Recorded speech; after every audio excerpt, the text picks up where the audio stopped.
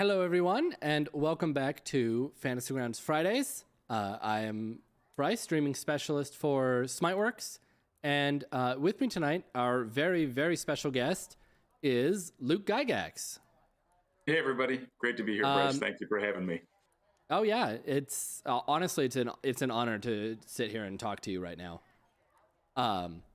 So you want to just in case someone isn't familiar with you, which would be a shock to me, but if they aren't, you want to give just a brief overview? Sure. I had the good fortune to be born as one of the sons of Mary and Gary Gygax. My father, Gary Gygax, was the co-creator of Dungeons and Dragons back in 1974.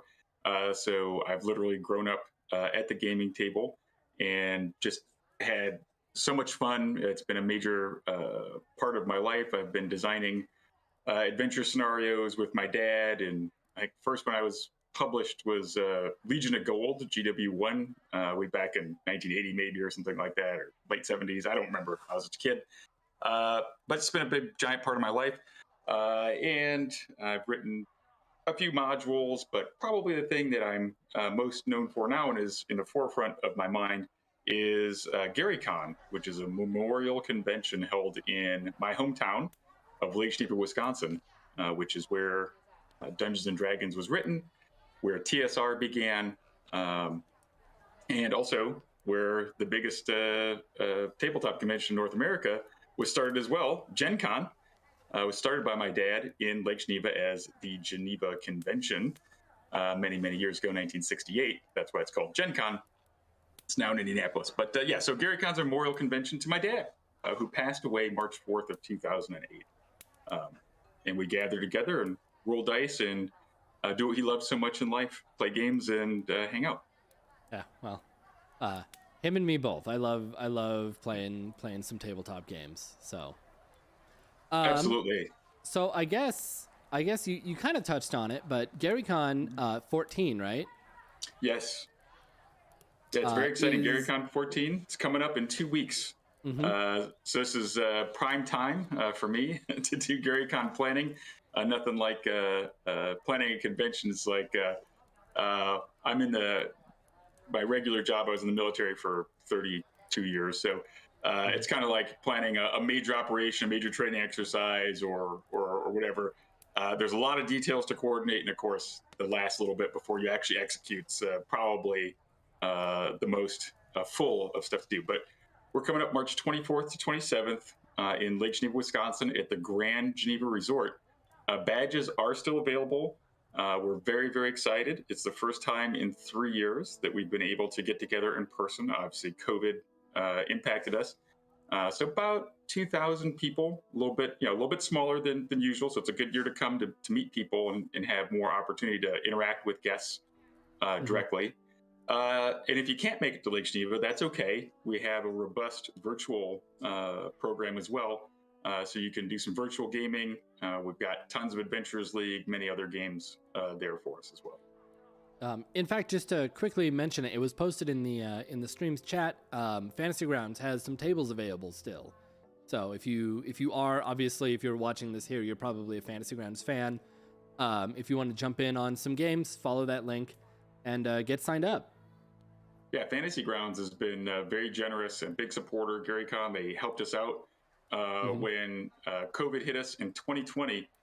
It was a rough time. We were about less than 3 weeks in front of GaryCon, and we were planning on having almost 3,000 people come to Lake Jineeva, and we had to pivot to a virtual convention. And thanks to lots of help from great people, including some of the folks who were at Fantasy Grounds, we were able to pivot and offer. I think we had 2,000 participants virtually inside that time. We went from like 100 participants and like 30 events to 600 events and 2,000 participants, which was amazing. And obviously we did that again last year because pandemic was still with us. So now, thank goodness, I think we're over that hump. Yeah, I'm really, like I said, I'm really, really hoping to get down there next year. I don't have the time to make it this year, but I'm going to really try next year to make it. Yeah, absolutely. And it's great. We'll, go to GaryCon.com. You can sign up Well, you'll find all our socials there too. So there's a GaryCon Facebook group, public Facebook group that's great. There's a Gary.con Instagram and at GaryCon Twitter, and you can find information there. We also use tabletop.events. So if you go in there and look, it'll probably be built in this summer, and we'll start selling badges around my dad's birthday, which is July 27th. So sometime around then, we'll sell badges for GaryCon. And oftentimes they sell out pretty quickly. It's just this year with the uncertainty of COVID, it's a little easier to get to GaryCon this year. Everyone's still a little like nervous, like, oh no, is it gonna get canceled? Which it's not. No, we're good. We're totally good. It's definitely not getting canceled. You can safely come to GaryCon, and we still have plenty of events that are open. That's the one thing about GaryCon that I've always been really pleasantly surprised of and very thankful for, is the number of great GMs that come to GaryCon and their willingness to run games, a lot of games, and a lot of really good games. So we're blessed with a lot of games. There's no per ticket cost. 99% of events don't have a ticket cost. There are a couple. So if you go play RPEX, which is kind of like a true dungeon-ish kind of thing, there's a charge for that. Or if you go to 330 Center Street, my boyhood home, to play D&D in the place where it was written, there is a charge there because the lady who owns it charges us for. That's my dog. Sounds like your dog's pretty unhappy with the charge there. Yeah, he's like, oh, that's not fair. I don't like that charge. But we just break even on that one. There's no profit margin in there. It's just to cover the costs of actually renting that facility so that people can experience, which is pretty cool. I mean, being able to play D&D like an old school 1974 D&D in the place where it was written, that's kind of a bucket list thing for people, and they get to do it at GaryCon. Yeah, I know I would love to. I've never actually played like original rules, so I would love to do that. Yeah, I played it, but honestly, it's like I don't remember how to play OD&D. AD&D is I mean, I was literally like 4 years old when I started playing D&D, which would have been OD&D, but I was 9 or so when AD&D started coming out, and so that's where I really cut my teeth is AD&D, and I still think AD&D terms, although I play 5th edition as well now. And they're both, all D&D is great. It's wrote it however you want to, in my opinion anyway, however you want to have fun, go for it. If you want to play Pathfinder, that's D&D, right? It is. It is. Yeah. I'm sure there's plenty of people that would like to argue with that, but it is. It's the same. It's basically the same. Yeah, and they're all fun. They're great. Yeah. Who am I to tell you how to have fun? If you want to play 4th edition and that's what you love, go for it. If you want to play, honestly, I used to like to play Teenage Mutant Ninja Turtles After the Bomb when I was a kid. That was a ton of fun. Old Palladium. I think it was an old Palladium game, if I remember right. So I played Rollmaster. I've played Memoir Selpha, Pathfinder, whatever. Doesn't matter. Yeah, I see a big Call of Cthulhu book behind you. Yes, sir. And I wrote a Call of Cthulhu module with my friend Skeeter Green from Skeeter Green Publishing. That's an official Chaosium blessed Call of Cthulhu module. The Dread from Jineeva Lake. The Dread from Jineeva Lake. It's available on my drive-through RPG. So if you go there and search Gygax, you can find it there. Or if you come to GaryCon, you can buy a physical, hard copy. Happy to sign it for you there. And enjoy it. It takes place at GaryCon and has an interesting character called Admiral Gygax who appears in there, who's a central figure. Can't imagine where you got the inspiration for that one. Well, and Skeeter helped to put that one in there. I was like, really? Okay, we'll go with it. But I really did have a relative who was a 1-star. He was an admiral in the Navy, and his name was Xerxes Ajax Gygax. It was in like 1900-ish time frame. But that is a great name, actually. It is. It's really cool. Obviously, very classically inspired name. Lots of X's. So, that's a very like Call of Cthulhu name. That does sound like a character you would find in Call of Cthulhu. Yeah, and it was.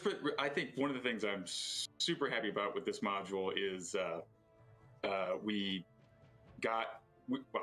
So I'm gonna give a little sneak peek.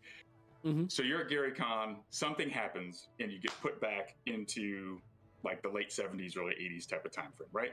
So I thought, what's in that time period? What'd you think? Satanic Panic. If you play albums backwards, you'll hear stuff, right? And so I was like, we got to put like a secret message in there that played backwards or whatever. And we're, oh man, there's gonna be licensing problems. We can't do that. So I was like, well, wait a second. I know the band Gygax. I bet they'd be willing to do some original music for us. And sure enough, they did. And Skeeter and I collaborated with Eric Harris to write the lyrics for it, and then they recorded it. And so there is, you can play the music on YouTube. So I think if you just search YouTube Dread from Jineeva Lake, you can hear the song forwards and backwards. And it's pretty cool. And that gives you some idea of some hints for the adventure. That's incredible. That is like the perfect tie-in. Yeah, I loved it. And I mean, I want to, if I can figure out a way to add that to modules, like to have custom music and sound. Obviously, I should probably just talk to some of the guys who do sound for stuff. But anyway, I was very excited. I'm pretty excited about that now. I think I have to go and run this module now. So thank you for really selling that to me. Yeah, it's a ton of fun. It's a good time.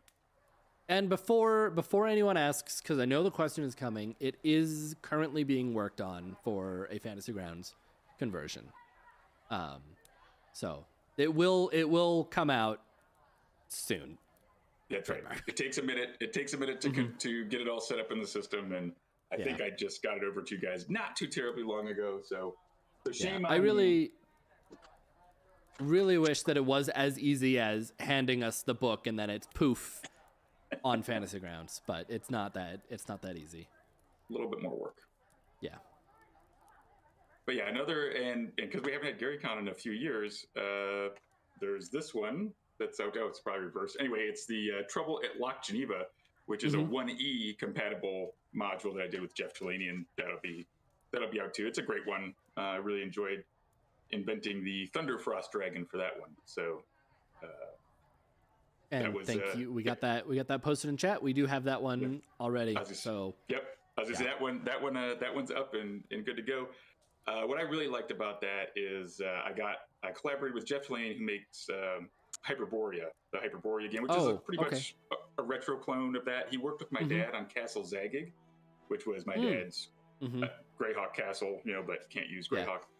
Greyhawk with the names changed. Yeah, exactly. And Jeff's just a great guy, even though he's a New England Patriots fan. Still he's all right. My dad was a diehard Chicago Bears fan. He was born in Chicago, moved to Lake Jineeva, which is in southern Wisconsin, when he was about 8. But he remained a Bears fan and raised us all Bears fans. Which, if you're a football fan, that's been like terrible for decades. So, but anyway, they used to razz each other about that. Before my dad passed. But so Jeff was kind enough to work on this with me. It takes place in the World of Okkorim, my fantasy setting.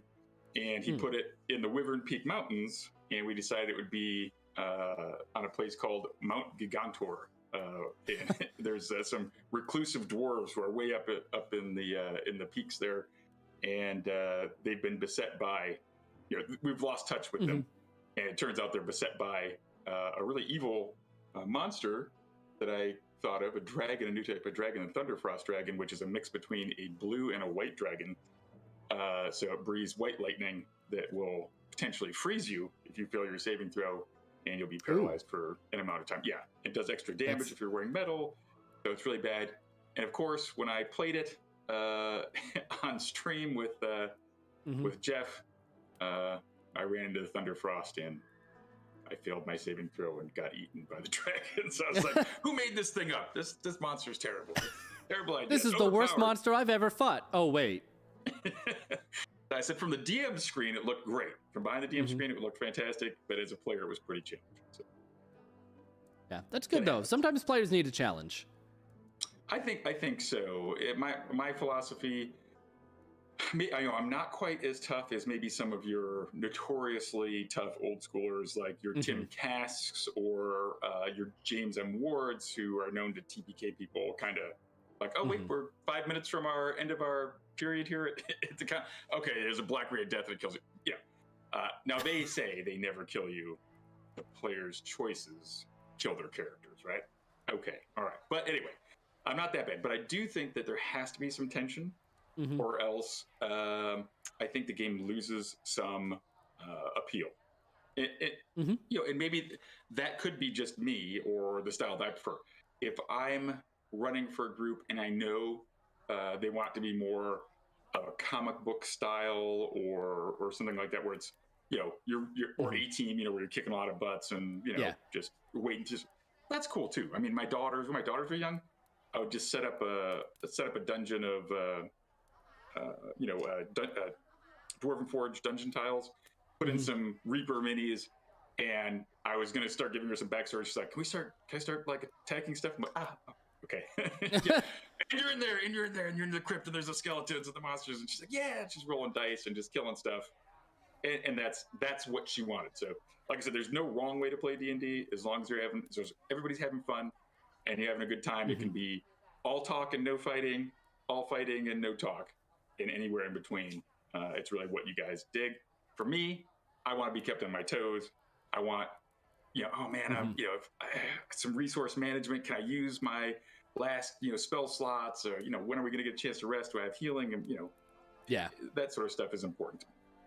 Yeah, I agree. I think that's where a lot of the tension in the game comes from, is in those moments of not knowing. It's in those moments of uncertainty.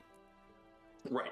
And it's something that I really, it's because I've been gaming a long time, right? So we've all been there where we're in our favorite system and we see something and we're able to go, oh, that's right.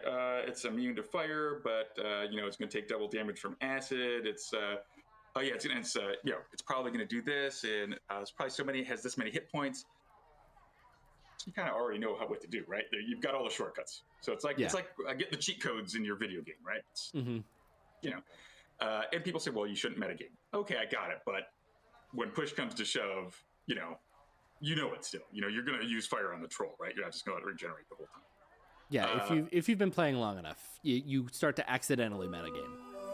Right. It's in there. So that sense of wonderment is fun. And so when I developed Okkorim, that was in my mind.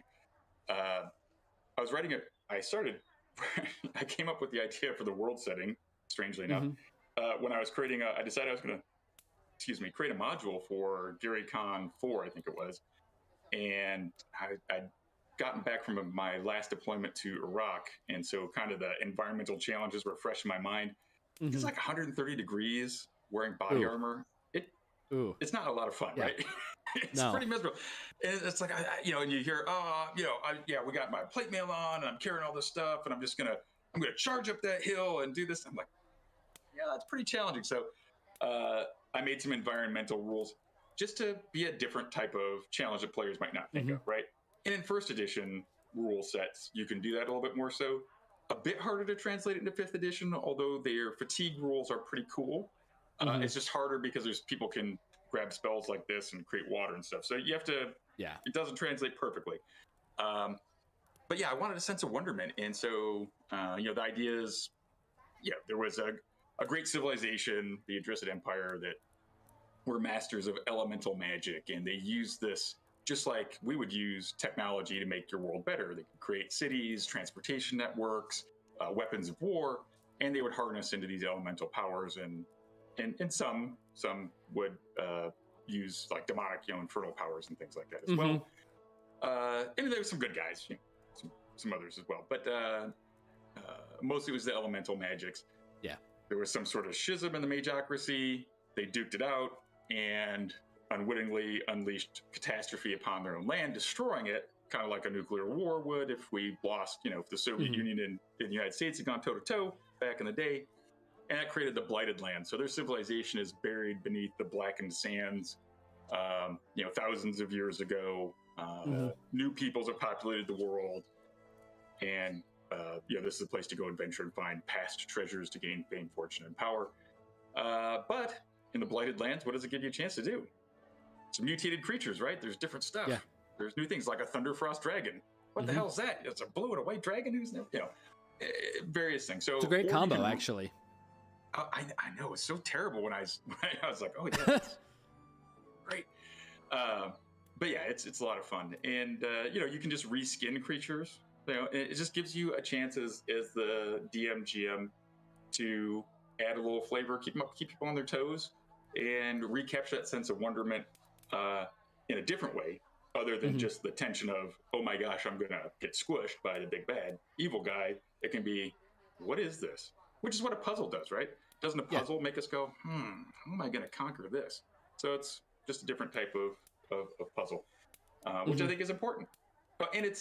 And the world setting is also different than a typical, Western European mythology, which is nice. So it's more of a kind of Middle Eastern based, like a Bosphorus crossroads. So there's people from you could be your typical stereotypical fantasy setting, could be people from further east, could be people from further south, that all kind of mix there as a trade roads of a major city that exists there, and the enticement of what lies in the great wastelands to be discovered. So that sounds a lot of fun, actually. I really like the sound of this world. So a couple of people in chat have said hello, Luke. Hi. People are pretty excited to see you. Lord Entrails, though, was asking about those environmental rules you were just talking about. Are those in something that you published? He said he missed it. Yep, they are. So again, we all love Fantasy Grounds, and if I'm going to do any virtual tabletops, of course it's going to be Fantasy Grounds, right? But I'm mostly a theater of the mind guy. I'll be honest with you. I'm a little bit older school, theater of the mind. I need to learn these fancy new technologies and be better able to use them seamlessly while I game master, which is the challenge. They're wonderful tools. You just got to be able to seamlessly do it so it doesn't interrupt the gameplay for your people. And that takes time, and I haven't had a lot of time. But you can find those rules in the Search for Darwa's Temple, which is my first Blighted Lands module, the one that I wrote in 2013 for GaryCon 4. It is in 5th edition, available on Drive-Thru RPG. And I don't know if that one's on Fantasy Grounds or not. May not be there yet. I was given a list of all of the ones that we have on Fantasy Grounds. That one wasn't one of them. I recently converted it to 5th edition, but I have, let's see, so here's, I don't know, probably not the best way to do it, but there's the old version that was Jeff Easley. Oh, I love that cover art, though. Pen and ink. Yeah, it's a Jeff Easley pen and ink that he did for me. And then the newer one is Michael Siragos artwork, if you can see that, really cool. Ooh. Yeah, and that's a Muzuri warrior from my land fighting what looks like a djinn, but it's actually a fire elemental lord with a temple in the background. Yeah, that was really cool too. Yeah, no, Michael Siragos, very, very talented. Jeff Easley, come on. We know Jeff's great. But yeah, that's available on Drive-Thru RPG. We're more than welcome. I'm probably remiss in getting it to the Fantasy Grounds folks. They are very good. I just have to get it to them. But I just converted up to 5th edition 2 months ago or something and put it up there. And it has, like I said, the 5th edition rules really can cover that pretty well. I included the 1st edition stuff that I wrote in there just so it would be the same, so you'd get pretty much the same content. And I'm looking at, I'm in the process of retiring from the military now. I'm actually not out yet. I'm just on leave, so I grew this beard in anticipation for GaryCon. because at GaryCon, I'm going to be presiding over the wedding of Satine Phoenix and Jameson Stone. Oh, okay. And I have this amazing GaryCon wizard inspired robe, so I had a costumer make these robes for me. It's a really nice get up. He's does a lot of work for folks in Hollywood. It's amazing. He did Amy Vorpal's robes, if you've seen those, her kind of wizard sorceress outfit. Yeah, okay. Yeah, it's really cool. No, he does great. Chad Evett is the guy's name. So at Chad Hatter, if you want to get yourself a really cool costume. Not cheap, but very, very cool. I was going to say, probably not cheap, but sounds like it's worth it. Oh, it was so cool. I mean, he literally dyed the fabric for me and made custom just everything. So yeah, it's like top-notch stuff. But yeah, so I'm going to be presiding over their wedding, which is super neat. That's on Thursday. We'll stream that on our Twitch channel, GaryCon Live. We're streaming the Gax Pack on Sundays at 1 p.m., also on GaryCon Live. The Gax Pack is a group of misfit adventurers led by DM Jason Charles Miller, and has B. Dave Walters, Adriana Cazador. Gosh, who else is on there? Eric Campbell, Vivid Vivka or Vivka Gray, and I forgot somebody. Who did I forget? I feel terrible. I think I got them all. And sometimes, Aliza Pearl is there as well, and sometimes myself. So, but yeah, good times. We'll be streaming that on Sundays, and come and join us. All right. Well, it looks like we're getting close to that half-hour mark for you. So it looks like we're running out of time. So I've only got one more before we let you go, and it's just I think it's just very interesting that all of these modules that you have, they're all the same. I assume, at least from what I've seen, the same world, but you publish them in different systems. I did, because I wrote them for the GaryCon AD&D tournament most of the time, and I would put them in a compatible rule set. I would run them as AD&D.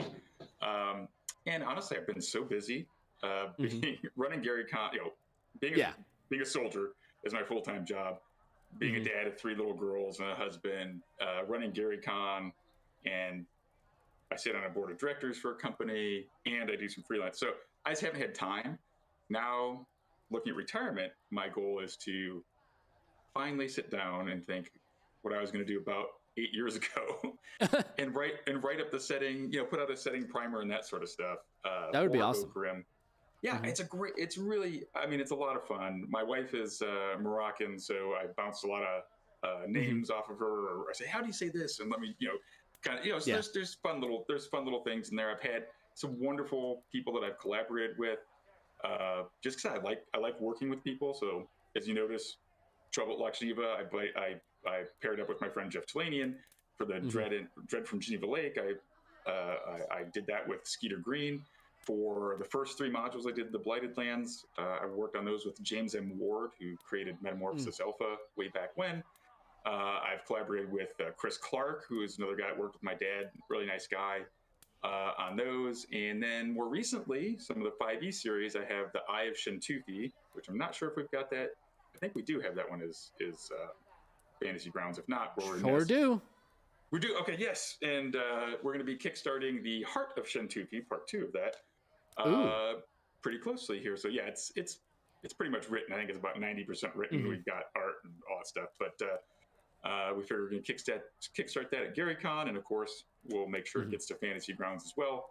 But those I'm writing with my friend Matt Everhart, also known as Casey Rift, who is just a huge help to making virtual GaryCon happen, and he is the director of virtual GaryCon, and I'd be lost without him. He also produces Twitch stream, also a military officer, so fun. He's a really busy guy too. Yeah. So, but great, and a talented designer, great writer. Awesome. Well, I don't want to keep you longer. I don't want to interfere with your meeting. Yeah. Thank you so much for working around my time schedule. It was really a joy to join you today. It's a pleasure. Thank you for helping me. No, it was awesome. It was awesome to have you. Thank you for taking the time out of your day to come and talk to us about all that nerdy dice rolling stuff. My favorite. It's fun. I love it. Yeah, me too. I do too. All right, you want to just give them one more, like where they can find you? Quick little thing about GaryCon. Sure. Absolutely. You can find me on my socials at Luke Gygax. Facebook, I'm not sure how you do that. Just search for Luke Gygax. There's not too many of us out there. In fact, I think I'm the only one. And if you want to get cool GaryCon swag, you can just go to GaryCon.com. You can also get a link to buy badges there. And if you want to order PDFs of my stuff, it's at DriveThruRPG. Search Luke Gygax. And of course, if you are a Fantasy Grounds type, which is awesome, then you can go to the Fantasy Grounds store, their site, and get several of my modules there. Yep, we've got a few of them, and we are currently working on the new GaryCon 14 module. Yes. So, all right, we'll let you go. And once again, thank you right. very much for coming out here and talking with us. My pleasure. All right, take care, everybody. Bye. All right, we'll just transition back over to here, back to the single screen. Hey, how is everyone doing? Yeah, unfortunately, we didn't have time for, our usual full hour long interviews that I like to do. But even getting just the, what is it? The 30 minutes with Luke Gygax was great. So yeah, I probably don't have much more to for us to go over. I do want to drop a mention for virtual D&D weekend. If you're here, obviously you love tabletop role-playing games, and if you love Dungeons and Dragons, we've got virtual D&D weekend next weekend, March 18th through the 20th. And the link is in chat right there. You can go sign up for that. Actually, it's in chat twice now. But you can go sign up for that and play some Dungeons and Dragons. That's next weekend. I do want to mention that I guess I don't know if there will be. I don't think there's going to be a Fantasy Grounds Fridays next week. But if there will be, I will not be here. I'm going on a small vacation. So next week, you won't see me. Sorry. But we do have our actual play, our Ravenloft actual play tomorrow night. That is Fabled Dice. That starts at 9 p.m. Eastern Time. What else? Virtual D&D weekend. Make sure you sign up for GaryCon tables. Again, the link is up there in chat, and I'm sure it will get posted again now that I've said it out loud. Hi, Doodle Squatch. That is a great name. I'm glad that you're doing good. I'm glad you're doing good.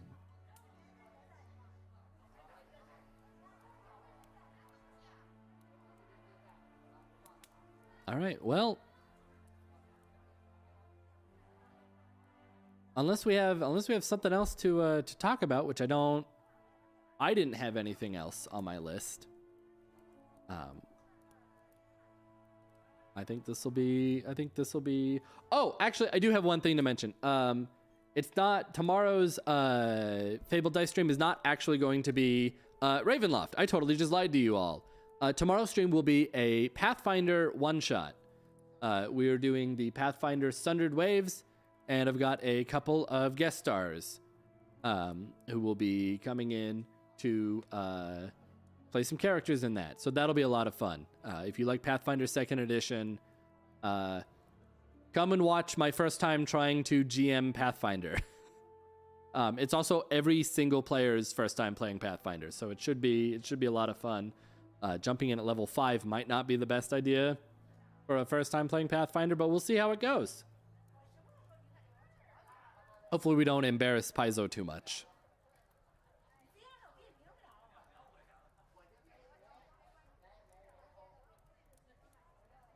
Oh, thank you, Fantasy Grounds Academy. That means a lot. Thank you. Thank you. Yeah, I just want to, once again, I want to apologize for the shorter than usual show, especially since last week the actual play show got canceled due to extreme technical difficulties. Yeah, I accidentally deleted all of the OBS overlays, and I had to rebuild everything. So that's kind of what happened. I was having some other issues, and that's what led to the accidental deletion when I tried reinstalling the broadcast software. But all that's fixed. Everything's back to normal, as you can see. Throughout this whole stream, there's been some sales and new releases moving around down there. Make sure you go and check those out at fantasygrounds.com. You can head over to the store, and if you just do the default,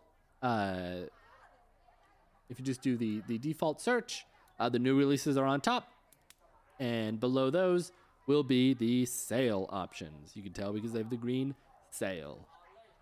So yeah, make sure you go check those out if you're interested. There's a lot of Actually, a lot of great stuff. Looks like quite a few D&D classic adventures, like Horror on the Hill and In Search of the Unknown. Seems fitting to have some classic adventures this week.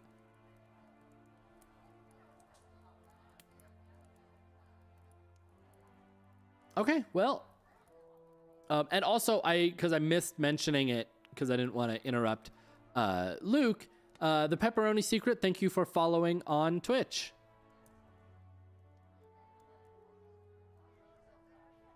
Yep, thank you very much. Hope that you all tune in tomorrow night, 9 p.m. Eastern Time for Fabled Dice One-Shots. We're doing Pathfinder 2nd Edition, The Sundered Waves.